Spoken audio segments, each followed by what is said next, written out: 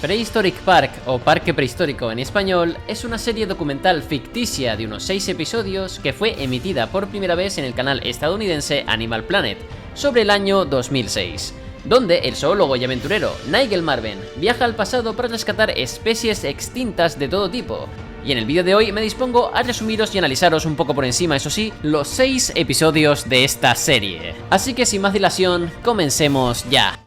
En este primer capítulo, Nigel y su equipo dejan el parque prehistórico que ya está listo para recibir animales y van a Montana, Estados Unidos, hace 65 millones de años, o sea, a finales del periodo Cretácico, con la idea de atrapar nada menos que a un tiranosaurio rex, o sea, vamos, a Nigel le gusta empezar a tope, ¿vale? Y bueno, tras montar el campamento, Nigel se adentra en el bosque para encontrar a los tiranosaurios, pero de primera se encuentra a un grupo de ornitomimos, el cual es un dinosaurio terópodo ornitomímido, cuyo nombre significa imitador de aves, por ese parecido que tiene a los pájaros. Sin embargo, sí que es cierto que aquí en la serie no se parecen demasiado, porque en la vida real ya sabemos a día de hoy que tenían estos animales plumas por todo su cuerpo. De hecho, una representación de ornitomimo bastante realista sería la que hemos visto recientemente en el episodio número 4 de la serie Prehistoric Planet, ¿vale? Ahí tenemos una imagen en pantalla para que os hagáis una idea de cómo deberían ser estos animales.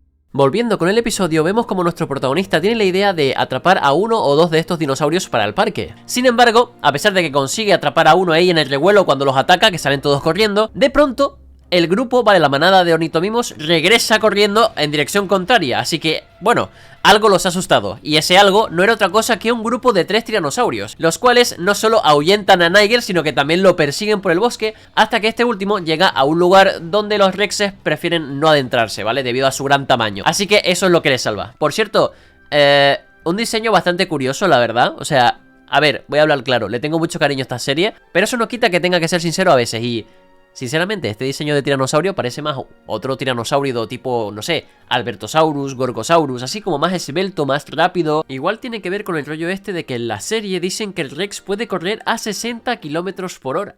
El tiranosaurio es rápido, alcanzando 60 km/h cuando es necesario. Vaya snifada.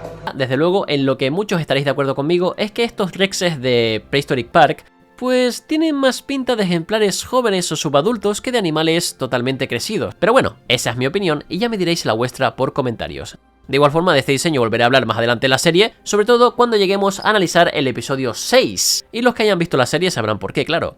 Pero mientras tanto, prosigamos. Esa noche, ya en el campamento, Nigel observa en el cielo varias estrellas fugaces que indican que el impacto del famoso asteroide que extinguió los dinosaurios está cerca. Horas después, se dispone a rastrear a los tiranosaurios que vio el día anterior, encontrando su guarida, ya que aquí en la serie se les representa con un comportamiento de vida en grupo o gregario, se podría decir. De pronto vemos como los tiranosaurios se marchan del lugar, y Nigel revisa la zona con la esperanza de encontrar huevos, ya que esa sería la forma más fácil de conseguir un T-Rex. Pero lo que encuentra son más bien huevos ya abiertos que de seguro son de la temporada pasada, y al no poder hacer más, regresa al campamento. A la mañana siguiente, Nigel, que se había despertado muy temprano, pues va a lavarse la cara a un río que había cerca del campamento y se encuentra a una enorme manada de Triceratops, los cuales, por cierto, tienen unos diseños preciosos los de esta serie. O sea, me encantan los colores azules de esa gola ósea, ¿vale? De la estructura esta en forma de collar óseo que tienen detrás de la cabeza que les cubre el cuello. Precioso, gente, de verdad, lo digo en serio. Y bueno, ojo aquí porque esta mafia de rexes llega liderados por esta hembra líder, que es más grande y agresiva que los machos, según la serie, claro. Imagino que tomaron como ejemplo especies de aves como las águilas o los casuarios, donde las hembras son ligeramente más grandes que los machos. Aunque ya me dicen qué piensan de esto por comentarios, en el caso de Tiranosaurio Rex, claro. Ahora observamos cómo los tiranosaurios atacan a los triceratops buscando ejemplares jóvenes o enfermos, pues los adultos sanos pueden defenderse muy bien, algo que de hecho veremos a continuación, ya que un ejemplar joven se despista durante todo el quilombo y acaba entre las fauces de la hembra líder. Pero llega al rescate una gran Triceratops hembra, que probablemente sea la madre del pequeño, y ya os digo que este rápido enfrentamiento me encantó cuando era pequeño, concretamente esta secuencia de rechazo del Triceratops, brutal. Segundos después vemos ahí como la mayoría de Triceratops se han retirado y los rexes machos hacen lo mismo, pues no ven posibilidades de conseguir presas. Sin embargo, la hembra herida persiste y se queda. Curioso comportamiento, ya veremos más adelante por qué actúa así. Total, vemos como la Rex localiza otro Triceratops joven, aunque mayor que el de antes. por lo que va a por él, y Nigel aprovecha la situación para tratar de llevarse lo que sería un 2x1 al parque prehistórico, ya que tras armar y activar la llamada puerta del tiempo atrae al Triceratops esperando que la hembra lo siga, pero esto no pasa, lo cual es una lástima, aunque al menos ahora el parque prehistórico ya cuenta con su primer dinosaurio, al que llaman Theo el Triceratops. Luego conocemos a los otros dos personajes más importantes de la serie, que serían Bob, el jefe de los guardas del parque, y también tenemos a Susan, la veterinaria jefe, que rápidamente identifica a este animal como un macho joven y sano. Además, el nombre Theo se lo pone Nigel. Más tarde, este último regresa a Montana en busca de un Rex, claro, pues ese era su objetivo primario. Al regresar observamos que tras ese encuentro de los Rexes y los Triceratops de antes, hay un cadáver por ahí de estos herbívoros flotando y siendo arrastrado por la corriente de un río. Y parece que la tiranosaurio hembra herida, que se mueve con dificultad, ha logrado rastrear dicho cadáver gracias a su tremendo olfato. Y unos minutos después somos testigos de una escena que da bastante pena, la verdad, pues a pesar de que su presa ha quedado atrapada entre unas rocas, la tiranosaurio no puede alcanzar este cadáver, al menos no sin entrar en este río crecido, y sabiendo que está herida, esto es muy peligroso para ella. Así que tras varios intentos, finalmente la hambrienta cazadora se retira. Volviendo al parque vemos como Bob y Susan están preocupados por el comportamiento que está mostrando Theo, pues ya estaba en su recinto, pero este no para de golpear un árbol. Esto sumado a los tonos rojizos o anaranjados de su piel, le sugieren a Susan que se encuentra en época de apareamiento y de hecho tiene una subida bastante grande de testosterona, lo cual lo hace bastante más agresivo de lo normal. Este dato hace que a Bob se le ocurra algo que no le dice a Susan y se va a trabajar en un proyecto secreto. Mientras en Montana, nuestro protagonista y su equipo están terminando de construir una especie de empalizada o muralla de madera para arrinconar a la tiranosaurio y guiarla hacia la puerta del tiempo. Lo que pasa es que de pronto una manada de ornitomimos, ya sabéis, esos dinosaurios de antes, que estaban de hecho siendo perseguidos por la Rex hembra, se ven metidos en medio de la puerta del tiempo y la depredadora, causando pues que, digamos, se autocapturen, ya que, bueno, digamos que no quieren quedarse a cenar con la Rex, aunque convenientemente uno de los ornitomimos es más lento que el resto. Al parecer se dice que es joven, aunque yo lo veo bastante igual a los demás, sinceramente hubiera dicho más bien que estaba herido o enfermo. Eso, como digo, desde mi punto de vista hubiera quedado mejor. Total, la Rex logra pillarlo y se lo lleva de allí. Sin duda, esta Rex no se fía de la puerta del tiempo, literal, la ve y dice no, ahí no me meto. Aunque lo curioso no es eso, sino que es que a pesar de su evidente hambre, sobre todo en la escena de antes con el Triceratops muerto, la Rex no devora su presa, sino que la sigue transportando lejos de allí. Y Nigel la sigue de cerca, pues no quiere perderla una tercera vez. Aparte también que el impacto del asteroide es inminente. Volviendo al siglo XXI, vemos como Bob ya ha puesto a estos ornitomimos que se autocapturaron en un recinto para avestruces. Y cuando todo está controlado, regresa a hacer este proyecto secreto que tiene que ver con Theo el Triceratops y que no ha dado a conocer aún. Volviendo con Nigel, vemos que lo que le ocurría a la tiranosaurio Rex hembra y su, digamos, incesante búsqueda de comida era que tenía crías que alimentar, concretamente dos, un macho y una hembra, y esto pone feliz a Nigel, sopesa incluso llevarse a toda la familia al parque prehistórico. Pero este optimismo dura poco, ya que un macho solitario llega al lugar y el macho se larga con el ornitomimo. Seguidamente vemos como la hembra lanza un último rugido antes de pasar a mejor vida, haciendo que las dos crías queden huérfanas. Y por si esto fuera poco, el asteroide entra en la atmósfera terrestre, así que Nigel actúa rápido y tras montar la puerta del tiempo trata de atraer a estos jóvenes animales con ayuda de un sándwich de jamón que tenía a mano. Y tras una pausa dramática para generar tensión, vemos finalmente cómo ambos animales pasan por la puerta del tiempo y son cuidados por Susan hasta que están sanos y listos para estar en un nuevo recinto. Y Nigel los bautiza como Terence para el macho y Matilda para la hembra. Terence y Matilda, muy buenos nombres, la verdad. Y para acabar el episodio vemos como todos se reúnen en el recinto de Theo el Triceratops y Bob desvela su plan, que era construir este tractor forrado de neumáticos con aspecto de Triceratops, para que así Theo pudiera descargar su agresividad, una táctica que según Bob se emplea con rinocerontes, lo cual me cuadra bastante y sorprendentemente funciona, pues el chisme este aguanta bien los golpes y así el animal se desfoga y todo perfecto.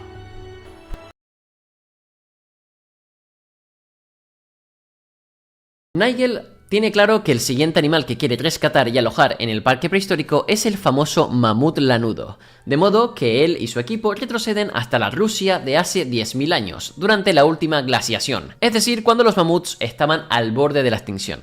Y observamos como lo que antes eran ricas praderas abiertas en las que había miles y miles de mamuts, ahora son bosques, y Nigel no encuentra ningún mamut aquí. Lo que sí encuentra es una gran cueva que no puede resistirse a explorar, y naturalmente se lía parda,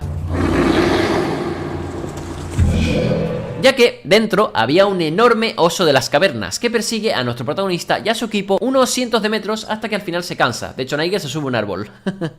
Y bueno, pues vemos ahí como el oso simplemente pues se retira de nuevo a su cueva para tratar de volver a hibernar, ya que, bueno, vemos como Nigel nos explica que por mucho que le gustaría, no puede rescatar a todos los animales en peligro que encuentra. Así que eso, continúa. Ah, por cierto, muy chulo el diseño del oso de las cavernas, me encanta. Mientras tanto, en el parque, Bob, que recordemos que era el cuidador jefe, tiene un problema con los ornitomimos. Ya sabéis, estos dinosaurios que nuestro querido Nigel rescató en el primer episodio, junto con Theo, el Triceratops, y Terence y Matilda, los jóvenes tiranosaurios Rex. Y es que, bueno, de primeras los alojó en una especie de recinto para avestruces, creyendo que se adaptarían bien tanto a la comida como a la zona. Pero parece que no quieren comer y en general están como bastante incómodos, así que Bob se fija en su anatomía, concretamente en la forma del pico de estos animales, que es muy parecido, según él, al de los patos, que lo usan para filtrar su comida, y decide ponerlos en un estanque, pues a lo mejor con el agua y demás se sentirían mejor, y de hecho eso es lo que ocurre. Vemos como efectivamente comen y se la pasan muy bien, y esto para mí tiene bastante sentido, pues estos animales, junto con el Rex y el Triceratops, vivían en una especie de pantano en la formación Hell Creek hacia el final de la época de los dinosaurios, durante el Cretácico tardío. Así que nada, deja tu like si crees que Bob lo ha hecho bastante bien aquí.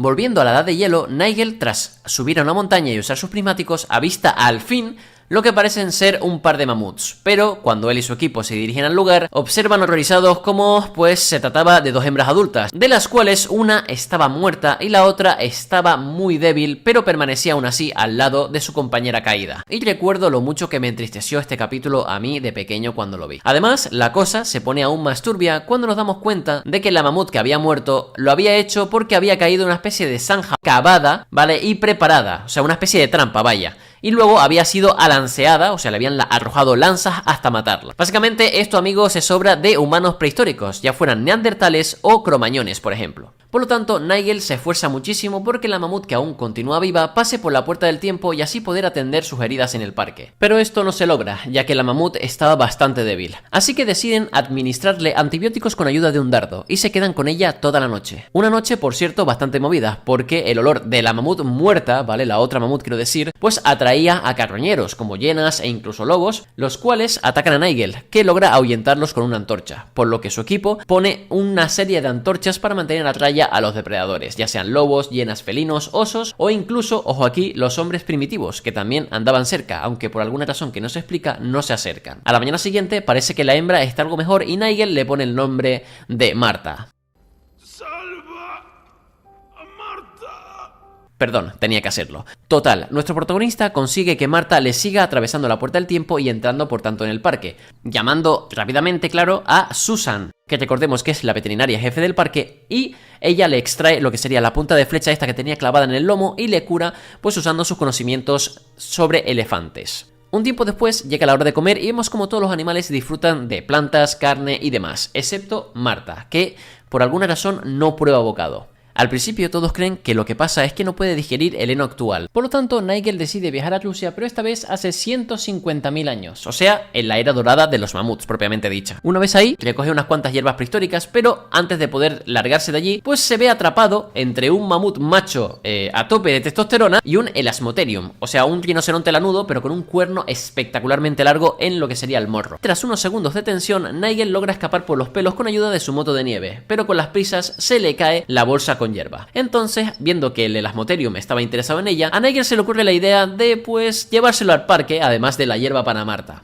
cogiendo estas últimas y provocando al animal para que lo persiga, cruzando ambos la puerta del tiempo. Tras una serie de dificultades, el elasmotherium queda a buen recaudo y Nigel intenta hacer que Marta pruebe la ensalada prehistórica, por así decirlo. Pero lamentablemente vemos como la pobre sigue sin comer. Nigel averigua que lo que le pasa realmente a la mamut no es que no pueda digerir el heno, sino que simplemente se siente sola, pues los mamuts son animales de manada, que tienen un fuerte apego social. De hecho, esto lo vimos cuando Nigel viajó a hace 150.000 años a Rusia. Es decir, vimos como había enormes manadas de mamuts, formadas principalmente por hembras, o sea, hermanas, abuelas, tías, primas, hijas, madres, etc. O sea, son animales que necesitan el apego social. Es más, si recordamos, ella se mantuvo, pese a sus heridas, al lado de su compañera muerta. O sea, como vemos, son animales que son gregarios y tienen un fuerte vínculo entre ellos. Aquí el equipo se reúne, o sea, Bob, Susan y Nigel, para tomar una decisión difícil, pues querían introducir a Marta en la manada de elefantes que ya había en el parque. Pero esto, claro, conlleva sus riesgos porque a pesar de ser muy parecidos, no son la misma especie, así que se podría liar bastante. Así que nada, a la mañana siguiente todo comienza y los cuidadores de todo el parque llegan para presentar a la matriarca o líder de la manada de elefantes a Marta. Si esta hembra líder acepta a la mamut, todos los demás miembros de la manada lo harían. Sorprendentemente, esto funciona y dejan a Marta libre para que forme parte de la manada de elefantes. Aunque, como veremos en capítulos posteriores, la cosa no resultó ser tan fácil como parecía.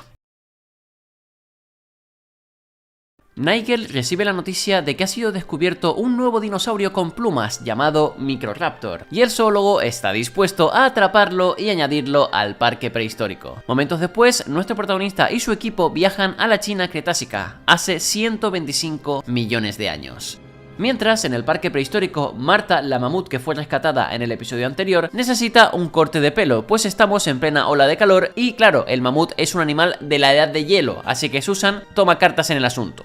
Y aquí debo decir que me resulta curioso que una mamut se deje manipular tan fácilmente sabiendo lo que ocurrió con ella y su hermana en el episodio pasado. Pero bueno, igual es que es un animal pues bastante tranquilo y manso, cosa que no me creo ni de coña. ¿Lenguaje? En la China prehistórica, Nigel y su equipo montan el campamento en un lago lejos de un volcán cuyo magma está ascendiendo hacia la superficie, pues China en esta época tuvo muchos volcanes activos. El equipo de Nigel se queda embobado mirando a un grupo de pterosaurios pescando en el lago, por lo que unos dinosaurios desconocidos aprovechan para asaltar el campamento y robarles toda la comida. Tras este escalofriante suceso, Nigel dirige al equipo al interior del bosque en busca de estos misteriosos dinosaurios, pero de pronto encuentra a un Incisivosaurus, el cual, tal y como vemos, es un extrañísimo dinosaurio terópodo o viraptorosauriano basal, cuyo nombre significa lagarto incisivo por razones obvias, aunque a mí desde pequeño me gusta llamarlo dinosaurio cara paleta. Y bueno, su diseño en la serie es bastante extraño, así que en pantalla os dejaré alguna ilustración o diseño de cómo debería verse esta criatura a día de hoy, que ya os digo que de entrada de seguro tendría que tener muchas más plumas. Mientras Nigel lo contempla, un miembro del equipo es repentinamente atacado por un grupo de dinosaurios carnívoros que eran los que habían asaltado y robado toda la comida del campamento, que resultaron ser un grupo de Meilong, es decir, pequeños dinosaurios terópodos trodóntidos. También son conocidos simplemente como Mei, que significa en chino sueño profundo, pero su nombre completo, Meilong, significa dragón durmiente. Y bueno, para resumiros y mostraros mejor todos los fallos que tiene este supuesto modelo de Meilong para la serie, os pongo en pantalla el tamaño y el aspecto que deberían tener estos animales. Y deduzco que tales diferencias son por simplemente recortes de presupuesto, ya que no había dinero para hacer un modelo de Meilong y lo que hicieron fue reutilizar este modelo calvo de Trodón que ya veremos más adelante en futuros episodios de la serie. Ah, por cierto, hago hincapié en eso del modelo de Trodón calvo porque a día de hoy sabemos que los trodones o trodóntidos tenían bastante plumaje, como ya se ha visto en representaciones más actualizadas de este animal en películas y series. Total, la cosa es que estos animales acaban escapando con la mochila de la persona a la que habían atacado porque tenía comida dentro, y Nigel y su equipo siguen buscando al Microraptor. Pues según el protagonista, como los Meilong han conseguido lo que buscaban, que era la comida en la mochila del tipo al que atacaron, ya no los perseguirán más. Aunque ya os digo, entiendo que Nigel es un zoólogo experto y todo el rollo, pero a mí me pasa lo mismo que le pasó a ese pibe y de entrada me vuelvo rapidísimo a lo que sería el presente para prepararme mejor. O sea, no digo de llevar armas de fuego, por supuesto, pero sí que llevar algo que me ayude a que no vuelvan a atacarme esos ¿Lenguaje? De vuelta en el parque, vemos cómo Terence y Matilda, los dos tiranosaurios Rex jóvenes que rescataron en el primer episodio, están teniendo problemas, pues los terópodos están disputando el territorio. Ya han crecido lo bastante como para que en la naturaleza estuvieran ya separados y solos, pero aquí siguen estando juntos, lo cual crea conflictos, ¿no? Y bueno, como si de un bombero se tratara, Bob los separa y decide construir una valla para separarlos. Pero lamentablemente el trabajador jefe del parque tiene otro problema más, y es que uno de los ornitomimos está mostrando un comportamiento extraño. Mientras que el resto del grupo se sumerge en el agua y permanece al sol, esa hembra se distrae y permanece en la sombra, pero ni Bob ni Susan saben qué le pasa, por lo que deciden esperar a que Nigel vuelva para preguntarle. en el Cretácico, al fin, Nigel logra dar con un Microraptor que se desplaza planeando entre varios árboles, y tras seguirlo descubre también a una manada de titanosaurios que por alguna razón que no comprende están en el bosque donde apenas caben y destrozan todos los árboles y cualquier cosa que está en su camino, lo cual deja expuestos un montón de insectos y larvas. Y esto último, por supuesto, es un auténtico buffet libre para los Microraptores, por lo tanto se la pasan constantemente siguiendo a la manada a medida que ésta avanza por el bosque. Y bueno, aquí tengo varias cosas que decir rápidamente de ambos dinosaurios, o más bien de sus modelos en la serie, como no. Y es que, de primeras, en la serie es de 2006 y en ese momento, si bien el Microraptor era una auténtica novedad asombrosa, o sea, hablamos de un dinosaurio bastante pequeño, con 4 alas, ¿vale? No solo 2, sino 4 en las patas también, causó bastante sensación. Sin embargo, con el paso de los años, que estamos ahora mismo en pleno 2023, pues ya sabemos muchas más cosas de este animal. Y entre ellas está su color, amigos. Sí, sabemos el color que tenía el Microraptor. Pues relativamente recientes estudios demostraron que muchas de las plumas de estos fósiles de dinosaurios de China de conservación excepcional, se ha descubierto que sus plumas contienen los pigmentos fósiles, que en aves actuales determinan el color de sus plumas. Por lo tanto, sería algo así como de un color negro azulado oscuro iridiscente, ¿vale? Tal y como vemos ahora mismo en pantalla en esta representación artística. Increíble, o sea, se ve precioso el animal, parece un cuervo, pero mucho más bonito, y esto hace que desafortunadamente el modelo de Microraptor de la serie esté desactualizado. Sin embargo, a mí, personalmente, debo decir que me parece un modelo precioso. Pero ya sabéis que el Microraptor debe ser así. En cuanto a los titanosaurios, tenemos que su nombre significa lagarto titánico, y debo decir que su modelo está bastante bien para ser del año 2006, aunque igual yo le hubiera añadido alguna que otra placa ósea en la espalda, pues se ha descubierto que muchos saurópodos de esta familia tenían este tipo de placas defensivas en la espalda, pues en este mundo prehistórico, a pesar de su gran tamaño, siempre viene bien alguna defensa adicional, pues hay dinosaurios carnívoros bastante peligrosos por ahí. Volviendo con la historia, nuestro intrépido protagonista intenta atrapar a los Microraptors, pero los animales suben a los árboles antes de que Nigel los atrape. Tras pensarlo mejor, construye una especie de cerca con insectos dentro para atraer a los Microraptores y así atraparlos. Pero cuando está a punto de conseguirlo, una pareja de Incisivosaurus destruye la trampa y esta falla. Por lo tanto, Nigel decide al fin volver al presente para prepararse mejor y averigua lo que está pasando con la ornitomimo. Y es que él piensa que está embarazada. Susan, la veterinaria jefe, recordemos, le hace una ecografía y descubren que en efecto tiene huevos. Por lo tanto, la vuelven a dejar rápidamente en su recinto para que pues ella esté más tranquila. Más tarde vemos como Nigel pues se ha equipado mucho mejor, pues ahora lleva un lanzarredes que un amigo suyo que es ornitólogo lo utiliza para atrapar a las aves que estudia, y también un pequeño detector de dióxido de carbono. Ya sabéis por esto de que, como vimos antes, en la China del Cretácico había un montón de volcanes y es mejor estar preparados por si pasaba cualquier cosa. Y bueno, pues tras equiparse, como digo, se vuelven a China. Minutos más tarde, Nigel vuelve a encontrar a un Incisivosaurus, o mejor dicho, a dos, pues esta vez, en lugar de ser o un macho o dos machos peleando, se trata de un macho y una hembra, ¿vale? Y ahí ve Nigel para qué utilizan las plumas estos animales, para exhibirse. Más tarde, mientras avanza por el bosque, Nigel se percata de algo, y es el grupo de Meilong que los atacó antes, que estaban durmiendo.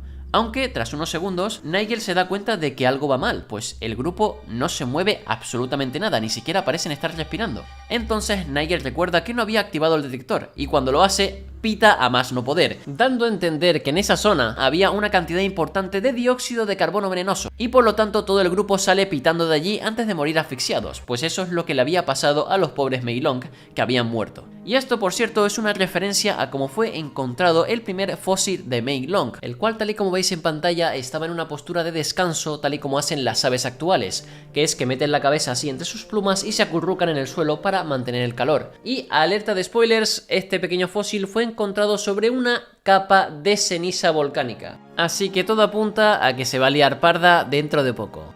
Y bueno, tras subir a esta zona elevada para evitar ese dióxido de carbono, vemos ahí como Nigel avista a la manada de titanosaurios, y detrás de ellos, por supuesto, irán los Microraptors alimentándose de los insectos y demás. Tras unas horas de avance, encuentran la ruta de los titanos y Nigel se da cuenta por qué están en el bosque, y es que están poniendo sus huevos, y esto me recuerda personalmente a dos cositas. La primera es ese momento del episodio 2 de Walking with Dinosaurs, donde el Diplodocus está poniendo sus huevos en el bosque, y también me recuerda a uno de los episodios de ese especial llamado Chased by Dinosaurs o Perseguido por Dinosaurios, donde el mismo Nigel viaja a la Argentina prehistórica y sigue a una manada de argentinosaurios hasta que finalmente logran poner sus huevos. Más tarde, Nigel al fin consigue atrapar a varios Microraptors, pues este lanzarredes de su amigo ornitólogo hace muy bien su trabajo.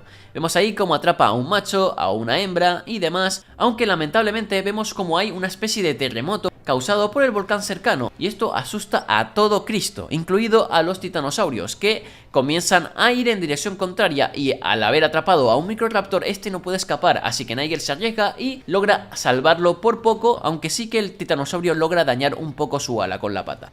Segundos después nos damos cuenta de que ese gran terremoto había sido causado por la erupción de ese gran volcán que comentamos antes, el cual estaba lanzando a la atmósfera gases y rocas, oscureciéndola y provocando una lluvia de cenizas que es letal si se respira, incluso para los animales más grandes. Por lo tanto, Nigel y su equipo conectan la puerta del tiempo y de hecho Nigel aprovecha esta situación para tratar de llevarse también a los titanosaurios, siendo esta una decisión bastante polémica, más que nada porque estos animales no son precisamente pequeños. Total, gracias a que Nigel y su equipo contaban con máscaras de oxígeno, consiguen pasar por la puerta del tiempo sin problemas junto con los Microraptors atrapados. Además, me encanta la cara de Bob cuando ve que los titanosaurios también pasan por el portal. 2 semanas después, vemos como todo está perfecto, pues el ala del Microraptor herido está perfectamente, tras que Susan le hiciera un apaño, la ornitomimo ha puesto sus huevos, la mamut Marta está soportando mejor el calor gracias al corte de pelo que le hizo Susan, aunque sigo pensando que lo mejor sería tenerla en un recinto acondicionado, pero bueno,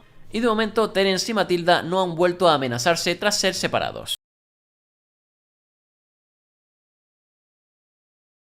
Nigel decide añadir un felino prehistórico al parque y tras informarse sobre distintas especies prehistóricas se decide claro por el esmilodón, también llamado tigre dientes de sable en la cultura popular, aunque la realidad es que existieron diversos tipos de felinos con estos dientes de sable y no solo una especie, como la gente cree. Es más, de hecho solo Smilodon, a día de hoy, es representado por un total de 3 especies diferentes: Smilodon fatalis, Smilodon gracilis y Smilodon populator, y esta última especie, Smilodon populator repito, es la que Nigel va a rescatar. Además del gran gato, nuestro protagonista está interesado en otra especie animal muy diferente, siendo esta un Furusracos, que es un tipo de ave del terror, que para todo aquel que no las conozca son un grupo de aves carianiformes que habitaron la Tierra principalmente en América del Sur durante casi todo el Cenozoico, y ese sobrenombre popular de aves del terror se les da porque ciertamente eran los depredadores más poderosos de las regiones que habitaron, aunque de esto hablaré más adelante porque este episodio lamentablemente extiende una creencia bastante típica de ver en documentales, que ya veremos si eso cambia en el futuro, pero eso, ya os explico luego. Mientras Nigel se prepara para su viaje, vemos como Bob tiene algunos problemillas, y es que los titanosaurios, o sea, esos saurópodos gigantes que Nigel rescató en el episodio anterior, se están paseando por todo el parque, pues ninguna de las vallas que ha levantado Bob ha servido para retenerlos, así que tendrán que buscar una solución a esto. Y bueno, Nigel viaja a Brasil hace 1.000.000 de años. En este tiempo, según el documental, los esmilodones prosperaban, pero las aves del terror estaban al borde de la extinción. No, de hecho, que yo sepa, vale, corregidme por comentarios si me equivoco, la última ave del terror, que fue Titanis, se extinguió hace 2 millones de años, así que hace 1.000.000 de años no debería haber ninguna ave del terror. Pero bueno, en fin, sigamos. Nuestro protagonista tiene la mala suerte de cruzar la puerta del tiempo justo en medio de una gran manada de toxodontes, que eran unos mamíferos meridunculados extintos a día de hoy. Por un poquito así como milagro de Dios no atropella a ninguno y tras seguirlos unas horas observa sus costumbres, que según esta serie serían muy parecidas a las de los hipopótamos. De pronto, un ejemplar solitario ataca a Nigel, supongo que para defender su territorio, haciendo que este último salga por patas y deba dejarlo atrás con su jeep. Mientras esto sucede, Susan está observando a la ornitomimo hembra que, como vimos en el episodio anterior, ya ha puesto sus huevos. Pero, ojo, al ser madre primeriza parece que ha descuidado a 2 de ellos y no los va a incubar, por lo que podrían morir, y esto hace que decidan cogerlos e incubarlos artificialmente en una incubadora. A todo esto, Bob devuelve a Terence y Matilda, los 2 jóvenes tiranosaurios, a su recinto, pues ahora este último posee una valla para separar a ambos hermanos que se intentaron matar en el episodio anterior. Eso sí, ya veremos en el futuro si esa valla resiste o no. De vuelta en la Sudamérica prehistórica, al fin Nigel divisa a un esmilodón que acecha y mata a un toxodón en una escena brutal a la par que rápida. Eso sí, no sé qué tan realista es, la verdad. y de pronto llega una manada entera con cachorros para reclamar su parte, hasta que quedan saciados, alejándose del lugar. Por cierto, al ser esto un análisis y no un resumen, quisiera comentar que de primeras, si bien es una posibilidad que el Smilodon cazara o en este caso viviera en grupos, no se ha demostrado a día de hoy. Así que hay que coger ese tipo de comportamiento con pinzas, porque estoy viendo que lo representan mucho, ¿no? En documentales, o sea, sale el Smilodon cazando en manadas. Esto, repito, no está demostrado, o sea, es una posibilidad, por supuesto, que la vida en grupo tiene muchas ventajas, al igual que pasa con los leones a día de hoy, pero ya os digo, no se sabe. Luego también comentar que el diseño de este Smilodon Populator importante, no sé, se parece para mi gusto bastante a un león, ya sea tanto por las proporciones como por esos colmillos que sí son grandes pero son más pequeños de lo que deberían. De hecho, a mí personalmente, el diseño de Smilodon que más me gusta a día de hoy es el de la serie documental Cazadores Prehistóricos, que vemos que tiene unos colmillos más grandes y unas proporciones más propias de un Smilodon. Por cierto, este año Netflix sacará una serie documental llamada Life on Our Planet, donde sale un Smilodon, o varios más bien, así que ya veremos si nos cuentan o no cositas nuevas de estos animales. Total, volviendo con el episodio, vemos como tras un rato de espera un Furuscracos salvaje apareció e intenta devorar lo que queda del cadáver actuando pues como un carroñero, pero un Smilodon solitario llega y la ahuyenta. A ver, personalmente me resulta un poquito triste cómo tratan a las aves del terror en muchos documentales, o sea, los ponen como animales asustadizos, cobardicas, que enseguida huyen si un Smilodon solitario, importante, lo ahuyenta, ¿vale? O intenta como asustarle. Ya os digo yo que si esta ave del terror estuviera tan muerta de hambre como se dice en la serie, lo primero que haría sería luchar contra ese felino por conseguir la carne. O sea, estamos hablando de que esta es una ave gigantesca con un pico y unas garras igualmente grandes. O sea, para mi gusto está mejor armada que ese felino. Si quisiera, le pega 4 picotazos y pa' su casa. Ya os lo digo, o sea, no sé por qué se muestran tan cobardicas estas aves en los documentales. Ay, total, Nigel aprovecha para atraer a la hambrienta ave con ayuda de un trozo de carne que por cierto consigue de forma un tanto suicida. Y efectivamente el truco funciona, el Furuscracos comienza a perseguir al jeep conforme trata de atrapar ese trozo de carne que va sujeto de una cuerda hasta llegar al parque prehistórico atravesando el portal.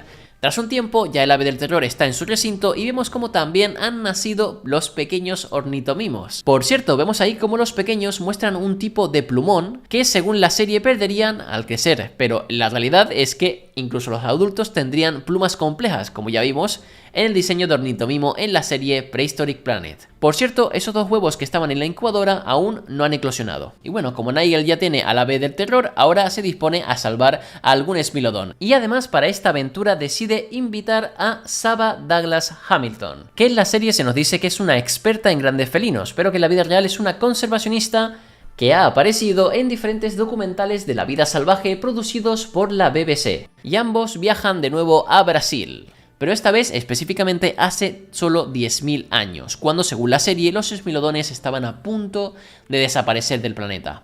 Pero al llegar la sorpresa de Nigel es mayúscula, pues las praderas están literalmente desiertas, o sea, no es que no solo no haya Smilodones, sino que no hay ningún tipo de animal, ni toxodontes, ni nada, han desaparecido todos, así que el dúo se separa para cubrir más terreno. Tras un rato, Saba ve algo entre la hierba y tras correr hacia el lugar descubre que es un cachorrito de Smilodon muerto. Tras llamar a Nigel y observar al pequeño con detenimiento, se dan cuenta de que no mostraba ningún signo de enfermedad o heridas, así que es posible que el pequeño muriera de hambre. Tras este triste suceso, Nigel y Saba montan su campamento para pasar la noche, y Nigel deja una cámara cerca de un arroyo con la esperanza de que por la noche se pase por ahí algún animal. Muy temprano a la mañana siguiente, Saba sale a buscar a los Smilodones, y Nigel, que se despierta un poco más tarde, encuentra la cámara volcada. Y Nigel se alegra bastante tras ver el vídeo grabado, pues lo que había tirado la cámara era nada menos que un Smilodon macho. Mientras Saba encuentra el rastro de otro Smilodon, que era una hembra, la cual la sorprende pero duda si atacar o no, pues nunca ha visto nada similar a Saba. Tras unos largos segundos de tensión, el sonido del walkie-talkie de Saba, al ser llamada por Nigel, acaba ahuyentando a la Smilodon. Sin embargo, ahora que Nigel y Saba saben a ciencia cierta que en las inmediaciones hay Smilodones, deciden montar guardia y por lo tanto vuelven a localizar a esta hembra. Y es más, se dan cuenta de que tiene una cría. Pero ojo, porque ese Smilodon macho que Nigel vio en la cámara estaba muy cerca y por tanto deciden sedarlo primero a él, más que nada porque podría matar al pequeño para así aparearse con la hembra. Y tras una serie de dificultades,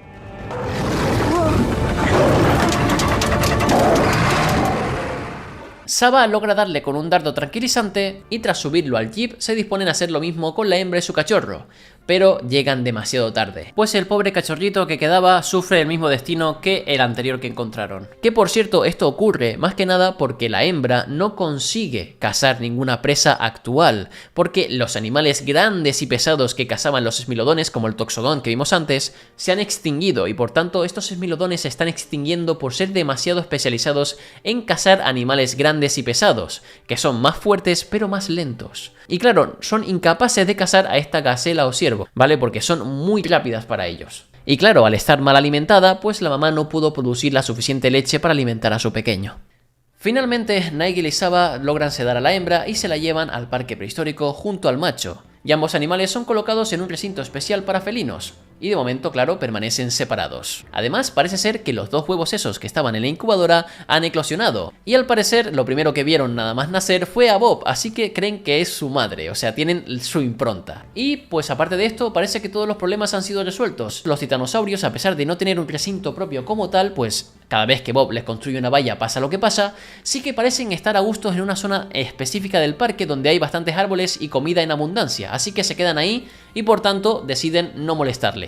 La cual, sinceramente, si me lo preguntas, es una solución bastante extraña.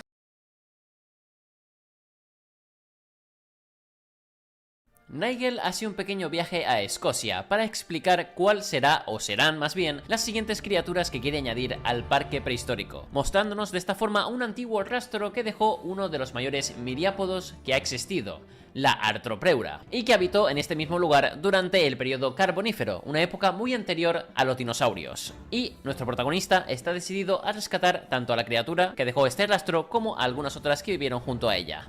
Mientras, en el parque prehistórico, Susan intenta hacer que los dos esmilodones que rescataron en el capítulo anterior se apareen y se reproduzcan con éxito. Pero la hembra, de momento, ignora al macho. Aunque parece que ahora mismo el parque tiene problemas más graves que este programa de citas para felinos. Y es que os acordáis de que en el episodio anterior Matilda y Terence, los dos hermanos tiranosaurios, habían tenido que ser separados y puestos en recintos diferentes, ¿vale? Divididos por esta valla divisoria. Pues sorpresa, la valla esa de madera no sirvió para nada y Matilda, la hembra más grande y fuerte, ha entrado en el recinto de su hermano Terence. Al ver esto, Bob trata de dispararle un dardo tranquilizante primero a Matilda, ya que, como he dicho, ella es la que realmente está atacando a Terence. Pero antes de que el sedante haga efecto, la hembra le propina un fuerte mordisco a su hermano, dejándolo malherido y finalmente lo derriba.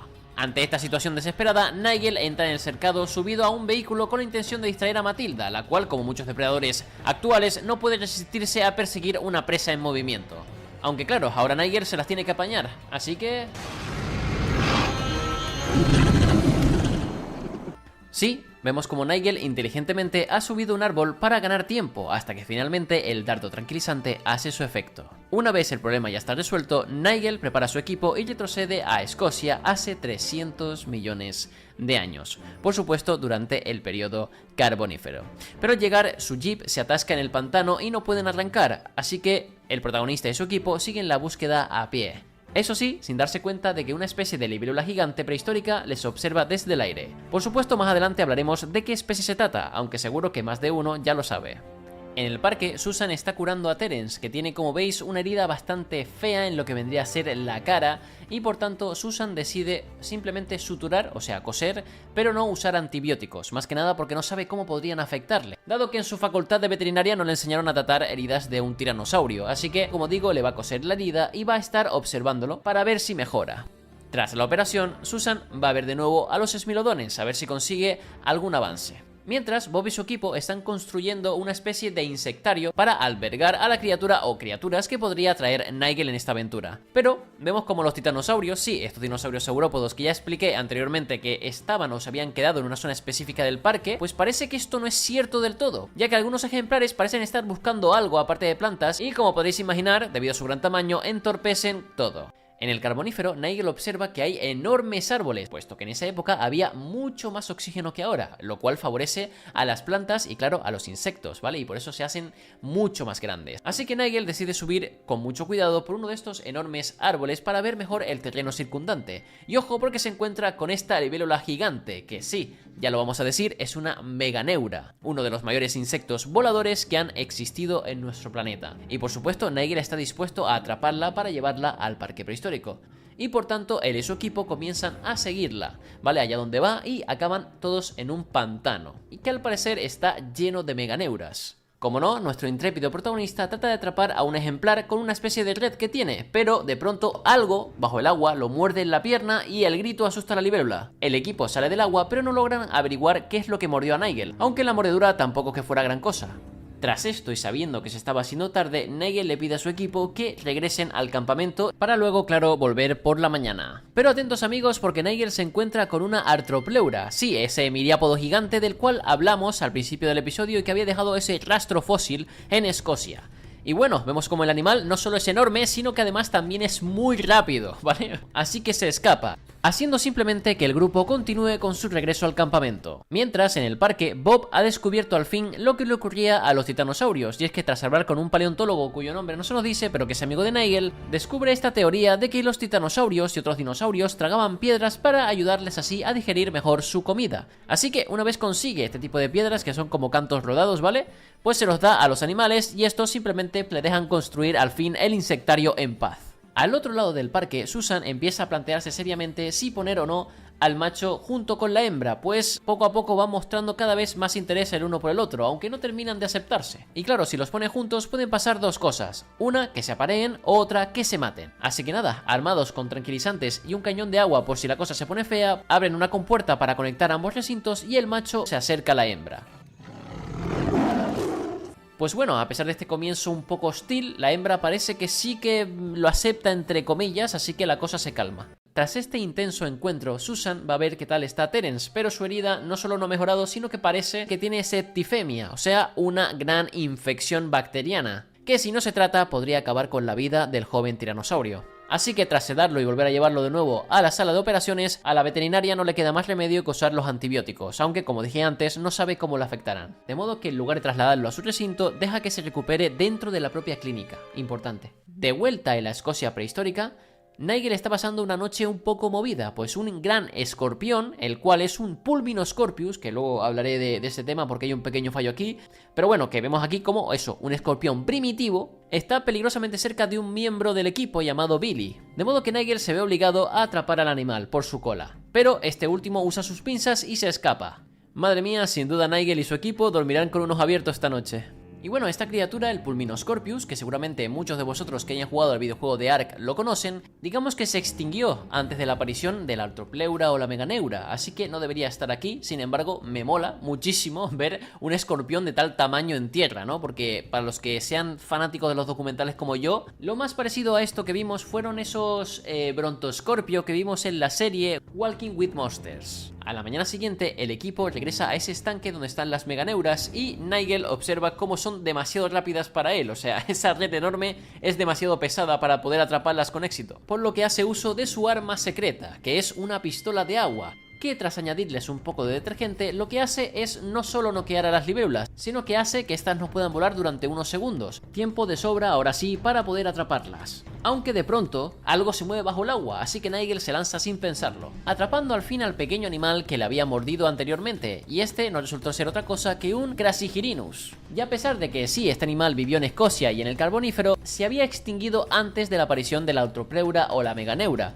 así que como digo no debería estar aquí, aunque gracias a este error conocí a esta pequeña criatura que de otro modo nunca hubiera sabido de su existencia, el cual por cierto, y tal y como dice Nigel, tiene unas patitas muy pequeñas para el tamaño de su cuerpo, o sea, teniendo un número de tan solo 35 milímetros, o sea, una miniatura de patita. Eso sí, como notamos, tiene unas fauces interesantes, así que Nigel lo apoda el monstruo del pantano y lo deja tranquilamente libre. Total, tras meter a la meganeura en una especie de cilindro de tela con agujeros, que vendría a ser algo así como una especie de transportín para ella, Nigel se pone a buscar a todos los insectos prehistóricos que puede encontrar. Tras unas horas de búsqueda, vemos ahí como Nigel aparta un trozo de corteza muerta y aparece este Pulmonoscorpius, al cual Nigel somete rápidamente tras agarrarlo concretamente por la parte del aguijón, pero aquí el problema viene cuando Nigel se confía y tras soltar el animal para dejarlo en su transportín, el escorpión le pica. Y claro, esto le produce un dolor espectacular a Nigel. Y bueno, tanto él como su equipo ignoran que se acerca un peligro que puede matarlo tanto a ellos como a todos los animales del lugar. Un peligro del cual Bob se da cuenta mientras está probando el insectario, y es que han recreado la atmósfera del carbonífero para que los animales que traiga Nigel se encuentren perfectamente ahí, pero ese alto nivel de oxígeno hace que el fuego se extienda más fácilmente, puesto que el fuego se alimenta de oxígeno. Y volviendo al pasado, efectivamente ese peligro se trataba de un incendio forestal, de modo que el equipo se dispone a regresar al presente, pero como ocurrió antes, por el camino se encuentran a este Arthropleura de nuevo. Por lo tanto, Nigel no se lo piensa dos veces y literalmente se tira encima del animal para poder someterlo y atraparlo. Sin embargo, esta reciente captura solo empeora las cosas, ya que recordemos que el jeep había quedado atrapado en el pantano y no podían usarlo para volver y llevar al Arthropleura y demás, o sea, la cosa está bastante jodida, pues el incendio continúa avanzando más y más. Pero a Nigel se le ocurre una idea y tras montar la puerta del tiempo la atraviesa llevando consigo una cuerda atada al jeep. Y de pronto todo comienza a moverse. Y es que lo que había pasado es que estaban usando a los titanosaurios para mover la carga. Brutal. Eso sí, no me pregunten cómo llegó ahí el titanosaurio tan rápido. ¿Estaba todo preparado? Ni idea.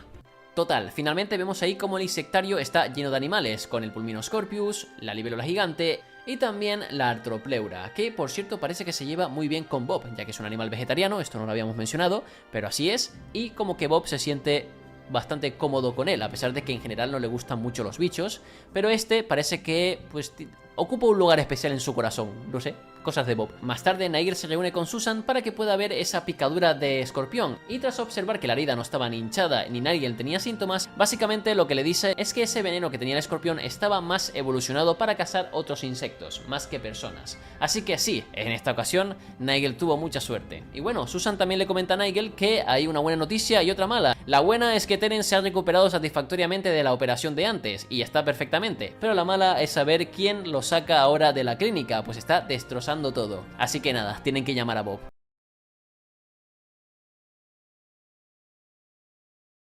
Nigel ya tiene en mente cuál será el siguiente animal que quiere añadir al parque prehistórico y se lo comunica a Bob, mientras este último alimenta a unos cocodrilos del Nilo que tienen en las instalaciones. Y bueno, el animal en cuestión se trata de un Deinosuchus, uno de los mayores cocodrilianos que ha conocido la Tierra, cuyas estimaciones más atrevidas los ponen con longitudes que van desde los 13 hasta los 15 metros de largo y con pesos, ojo aquí, de entre 9, 10 o incluso 14 toneladas, o sea, una completa barbaridad.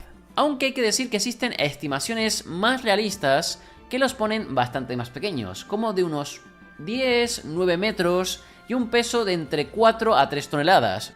Y sinceramente, a pesar de que hay mucho debate con este tema, yo aquí en la serie les voy a dar un pase, porque si bien es cierto que sí, podrían haber Deinosuchus mucho más pequeños que otros, estos van creciendo cada vez más a medida que van viviendo, ¿no? Cuanto más vive un cocodrilo, más grande se vuelve. Por lo tanto, según mi opinión, ya os digo que un Deinosuchus viejo, un Deinosuchus mayor de edad, podría llegar a tener un tamaño bastante, pero bastante descomunal. Desde luego sería algo digno de ver, ¿eh? Igual ya me dicen qué piensan por comentarios. Eso sí, también comentar que existen otros cocodrilianos bastante grandes y que rivalizan de cierta forma o incluso superan a veces, en algunas estimaciones como he dicho, a Deinosuchus, como son Sarcosuchus o mismamente Purusaurus, por ejemplo. En fin, continuemos. Y bueno, vemos ahí como Bob se muestra algo preocupado porque Nigel está siendo en esta ocasión demasiado ambicioso, ¿no? Pero bueno, a Nigel vemos cómo le vale 3 hectáreas de excremento de mamut la preocupación de Bob, reúne a su equipo y se van a Texas, Estados Unidos, hace 75 millones de años, durante el Cretácico. Mientras, Susan tiene bastante trabajo, pues si recordamos, en el episodio anterior estaba tratando de conseguir que la pareja de Smilodones se apareara, y de hecho lo ha logrado, pues aquí tenemos a un par de cachorros. Lo que pasa es que por alguna razón que no se explica, la madre no puede producir leche y Susan tiene que alimentarlas con un biberón. En el Cretácico, Nigel se baja de su jeep para observar el horizonte y de pronto se percata de la presencia de una pareja de Parasaurolophus que parecen estar huyendo. Y de estos dinosaurios herbívoros hablaré más adelante, hasta que finalmente se calman y se acercan al jeep de Nigel y al parecer sienten como curiosidad. Y bueno, Nigel se acerca a ellos con cuidado y vemos cómo son animales total y completamente inofensivos e incluso se podría decir mansos, ¿ok? Ya os digo que esto pues no lo sabemos, podría ser que el Parasaurolophus sí es un herbívoro, pero puede ser agresivo, puede ser territorial, quién sabe. El tema es que, bueno, sí, estos dos animales están ahí tranquilamente con Nigel, pero de pronto algo los asusta, y ese algo no era otra cosa que una pareja de Albertosaurus, que son dinosaurios tiranosáuridos, más pequeños que el Rex y más antiguos, pero tienen exactamente el mismo modelo que el T-Rex de la serie.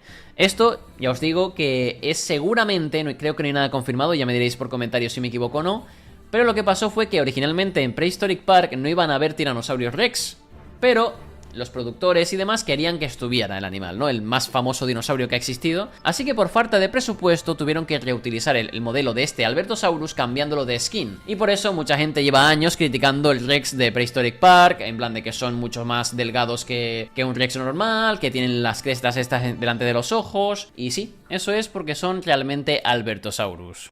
La cosa, amigos, es que antes de continuar decir que el Albertosaurus no debería estar aquí, ya que el que me conozca bien sabrá que esta es una de mis especies de dinosaurios favoritas. Mejor dinosaurio de la vida. De una. Sigo. Y que yo sepa, Albertosaurus vivió a principios del Maastrichtiense o Maastrichtiano, es decir, hace unos 70 millones de años. Y según la serie, Nigel ahora se encuentra hace 75 millones de años. Así que no, el Albertosaurus no había evolucionado. Entonces, muchos diréis, vale, Blaken, entonces ¿por qué está Albertosaurus aquí? ¿Y por qué muchos paleoartes antiguos mostraban a Albertosaurus siendo atacado por Deinosuchus? Muy fácil, y es que en el pasado muchos paleontólogos creían que tanto Albertosaurus como Gorgosaurus, que es de hecho el dinosaurio que deberían mostrar en la serie, y que claro, debería estar ahí, eran la misma especie, porque son bastante pero bastante parecidos. Sin embargo, hace ya tiempo que se desmintió esto, son animales que, repito, están sí muy relacionados entre sí, pero son especies diferentes, algo así como el tigre y el león, ¿vale? Para que nos entendamos. Y además, como acabo de decir, el Gorgosaurus es más antiguo que el Alberto. Así que sí, aquí les voy a dar otro pase porque este es sin duda mi episodio favorito de toda la serie Prehistoric Park. Así que nada, prosigamos. Y bueno, vemos aquí como al más puro estilo de Jurassic Park de Steven Spielberg, estos depredadores tratan de alcanzar a Nigel que iba en su jeep, pero este los deja atrás fácilmente. De vuelta en el parque vemos como Bob está ahí plantando un montón de árboles junto con su personal, porque los titanosaurios, sí, esos saurópodos gigantes, tienen que comer bastante, aunque que se paseen por ahí y rompan todo no ayuda mucho. En el Cretácico, Nigel se encuentra en una especie de playa y de pronto es sorprendido por la aparición de una manada entera de Parasaurolophus, dinosaurios herbívoros pertenecientes a la familia de los hadrosaurios y que tienen estas crestas enormes en la cabeza, las cuales por cierto son huecas y les ayudan a emitir un sonido bastante particular, y Nigel se intenta comunicar con ellos con ayuda de una caracola que encuentra en la playa, y de hecho parece que lo consigue.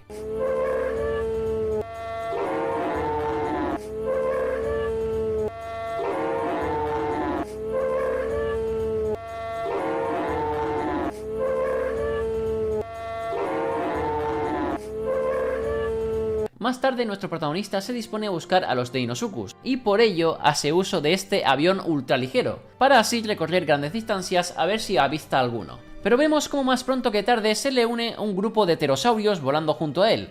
Estos son nictosaurios, que son reptiles voladores que tienen unas crestas enormes en la cabeza. Lo curioso es que a pesar de que esta especie en concreto vivió sí en Estados Unidos y sí durante el periodo Cretácico, por lo que he estado investigando parece que no vivió justo en esta franja temporal. Sin embargo, se nota de lejos que lo que querían en la serie era simplemente mostrar a este tipo de pterosaurio sobrevolando estas aguas de la costa para alimentarse de peces, y que claro, Nigel pudiera ver esto.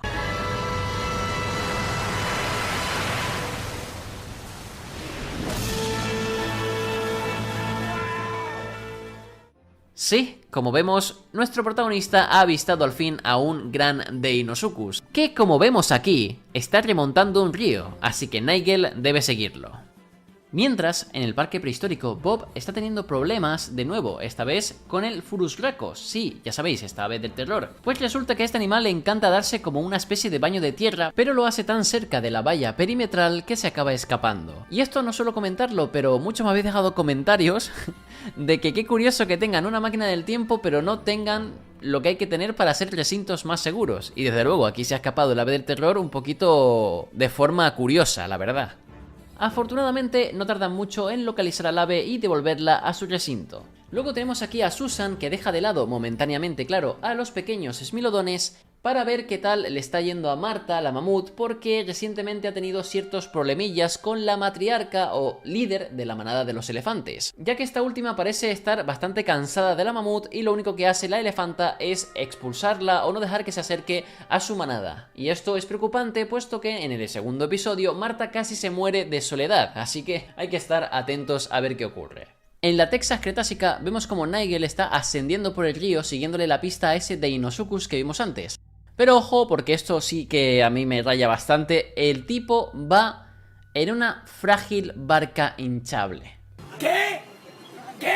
Es que esto me parece una locura de proporciones brutales, porque tenemos, claro, que hay animales enormes, depredadores en el agua, como este Deinosuchus, y cualquier otro animal que realmente no se sabe que hay ahí, y el tipo va en una barca hinchable. ¿Qué?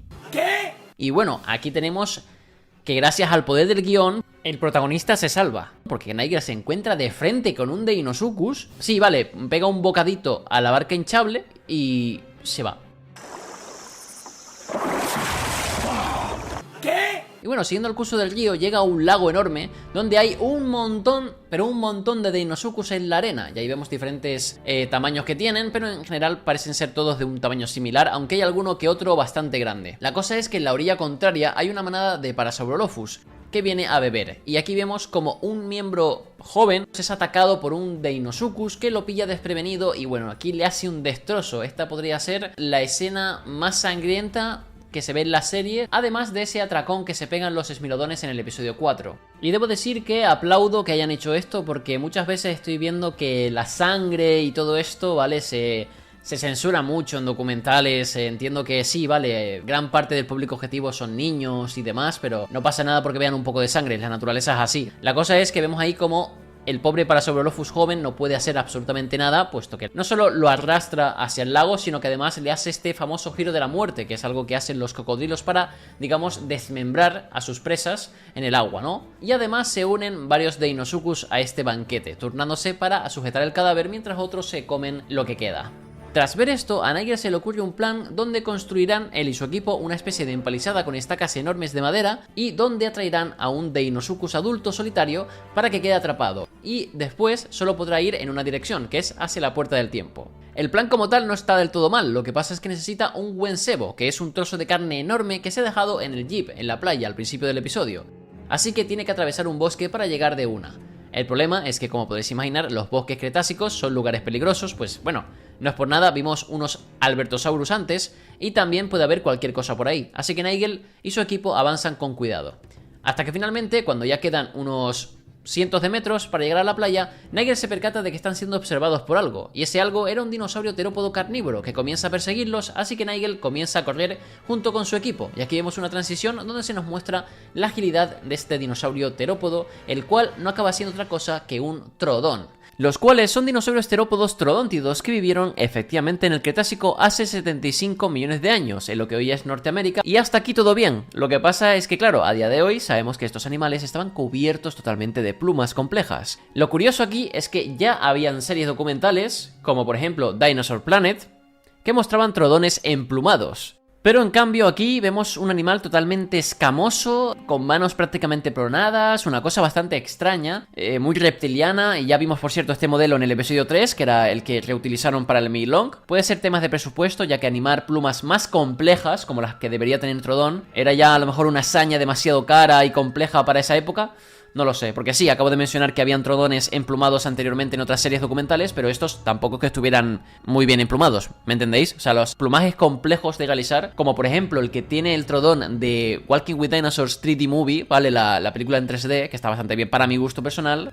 Ya recuerdo haber leído que se dijo de forma pública que fue bastante complejo de realizar. Por suerte el estudio de animación encargado de la película, Animal Logic se llamaba, tenía ya experiencia en el tema plumas, ¿vale? Con otras películas que habían hecho y tal. Pero claro, esto como he dicho no hace que no pudieran haber emplumado sus troodones. Teníamos animales emplumados en la serie, en el episodio 3, como el Microraptor o el Incisivosaurus, por ejemplo. Yo, hasta que Impossible Pictures no diga algo diferente, yo sigo diciendo que es por el presupuesto. Algo pasó ahí, dijeron, hacerlo con plumas al Troodon es muy caro ya, háganlo escamoso, y ya está.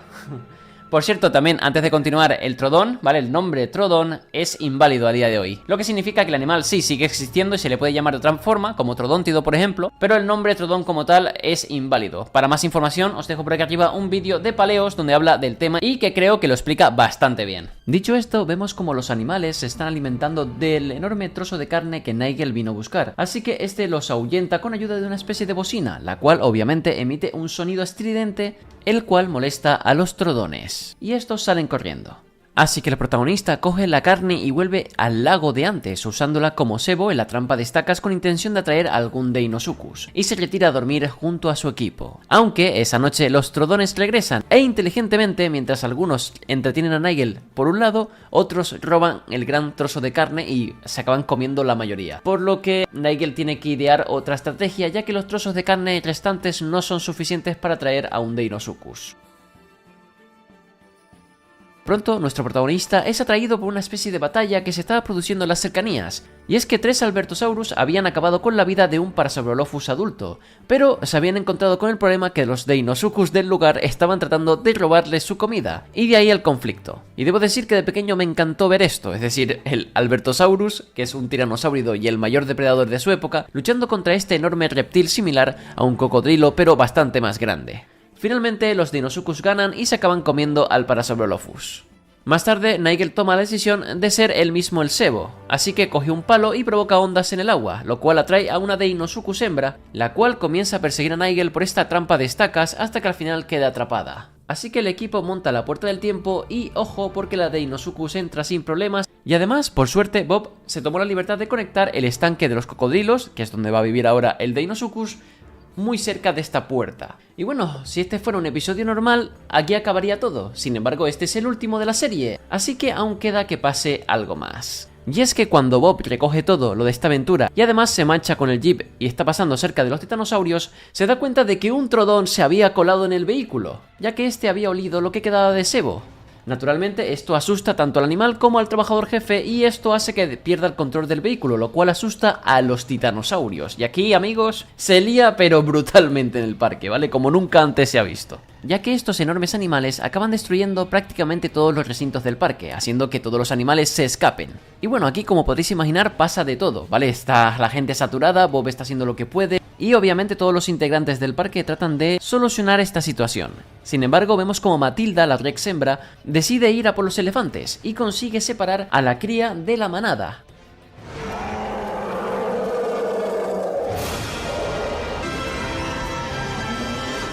Pero al intentar atacarla, vemos como la mamut Marta viene a defenderla. Y bueno, a pesar de que a mí me encantaría ver una pelea entre Marta y Matilda, vemos como la tiranosaurio es distraída por Nigel, y esta última decide por tanto ir a por un bocado menor, pero más fácil. Y esta vez, amigos, sí que parece que Matilda se va a comer a Nigel, ya que la tiranosaurio está a punto de alcanzar al zoólogo.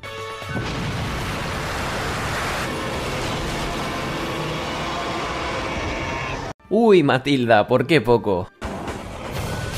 En fin, gracias al ataque sorpresa del Deinosuchus, Nigel le saca justo la ventaja que necesitaba a Matilda para así atraerla hacia la zona de las compuertas que está detrás de la puerta del tiempo y ahí consigue atraparla. Aunque debo decir que casi se queda sin pierna. Pero bueno, Nigel siempre protegido por el poder del guión. 2 semanas después, todos los problemas del parque están resueltos, ya que todos los animales están de vuelta en sus recintos sin problemas, Bob cuenta con más personal, Marta la mamut ha sido aceptada al fin por la matriarca de los elefantes, ya que esta observó cómo la mamut se enfrentó al tiranosaurio para proteger a la cría, lo cual no tiene mucho sentido porque bueno, al final los elefantes no son humanos, pero bueno, en fin. También los jóvenes esmilodones han pasado a comer carne en lugar de leche, y este trodón infiltrado ha sido finalmente atrapado por Bob y llevado a un recinto especial.